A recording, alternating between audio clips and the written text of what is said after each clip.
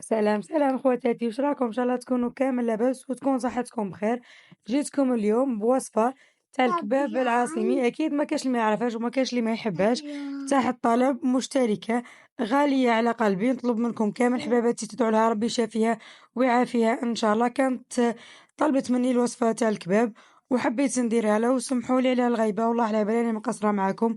لا غالب والله، راهي الظروف هي اللي تتحكم فينا. حتى انا والله راكم ديما في بالي، ونحب نشارككم هكذاكين ونحط معاكم كل جديد تاع الله قالب. والله كيما تعرفوا كامل الظروف اللي تتغلب علينا. شوفوا الكباب هنا كيفاه جاني، والله شاهي. نتمنى منكم كامل تكملوا لا فيديو للتالي.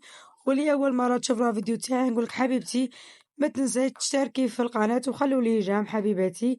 ويلا معنا نكملوا، نبداو بالوصفه تاع نهار اليوم. قبل لا نبداو ما تنساوش تصلوا على حبيبنا محمد عليه افضل صلاه وازكى التسليم. شوفوا هنا نبداو بالوصفه تاعنا. أنا هنا كان عندي مرصو تاع دجاج وبصله مرابيه وثوم ورند وقرفه وفلفل اكحل ومرصو تاع زبده والملح والحشاوش. انا اختياري، كاين اللي ما يحبش ندير، ولا انايا لازم نديرو في الاطباق نتاعي يعطيني قوش باب.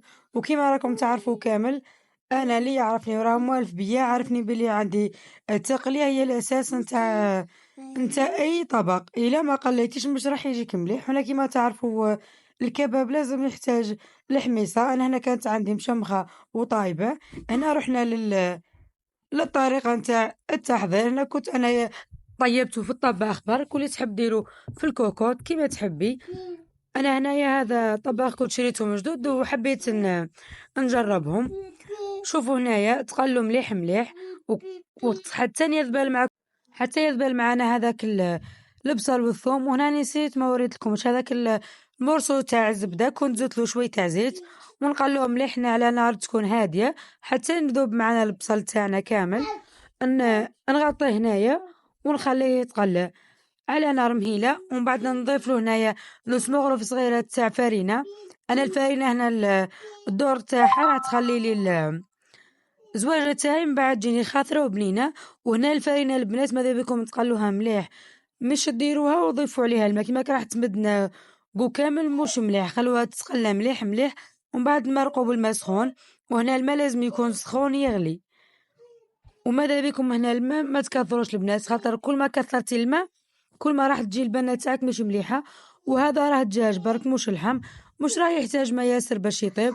والحميصة هنا عندنا راهي طايبة، وما من البطاطا راح نقلوها. ماذا بك الماء ديري كمية قليلة. وهنا نروحوا للبطاطا. كيما تعرفوا كامل تاع الكباب تجي خشينة شوية، مش كيما الفريت هذيك اللي نقلوها وحدها.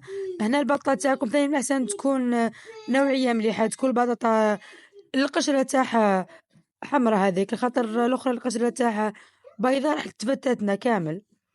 كيما راكم تشوفوا حبيباتي، هنا نقطعوا البطاطا كامل بنفس الطريقة وخلوها شوي خشينة، ما ترقوهاش ياسر. شوفوا هنا البطاطا تاعي انا نروح نقليها في الزيت. والبطه هنا ماذا بكم ما تخلوهاش خضرا، خلوها حتى يدخلها طياب مليح. ومن بعد راح نحوها. وهنا بعد ما كان قريب راح يطيب معايا لاصوص هذاك، لحت له الحميصه. انا الحميصه هنا عندي كان طايبه على بالي لحتها برك من الاخر. وانتي الحميصه الا كنتي مشمخاتيها ماكش مطيبتي لوحيها كاع من الاول مع الدجاج.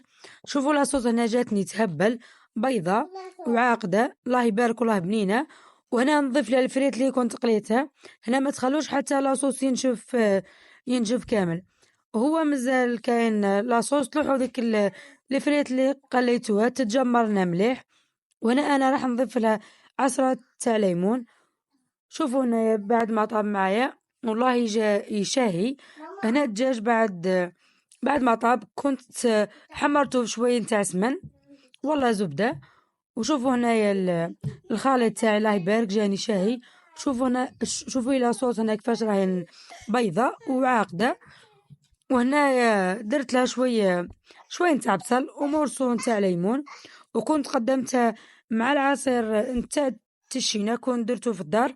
والله كنت صورته لكم، والمقطع هذاك ما على باليش كيفاش استهدف لي ان شاء الله المره الجايه كي نعاود نديرو راح نصوروا معاكم. كانت عندي برك حبه شينا وحبه ليمون وجاني العصير إشاهي. شوفوا هنا طبق فاجاني الله يبارك. كما قلت لكم اخواتاتي اللي اول مره تشوف لا فيديو تاعي حبيبتي نقول لك اشتركي في القناه وخلي لي جيم هكذا كي با تكبر القناه تاعنا. شوفوا لي هنا لاصوص هذاك اللي راه جا والله يسخف. نتمنى كامل تجربوه بهذه الطريقه. وكاين اللي يحب يدير له العقده يدير البيض والمعدنوس وقطرات تاع ليمون. انا صراحه ما نحبوش بالبيض نحب نديرو كيما هاك. ومن بكري تعودت هذه الطريقه تاعي. وكل واحد هنا واش يحب اللي يحب يعقدو بالبيض يدير العقده نتاع البيض. شوفوا هنا الله يبارك جاي هبل. ونتمنى حبيباتي يعجبكم لا فيديو تاع نهار اليوم ونكون خفيفه ظريفه على قلوبكم. هنا ما بقى لي الا نقول لكم مع السلامه حبيباتي.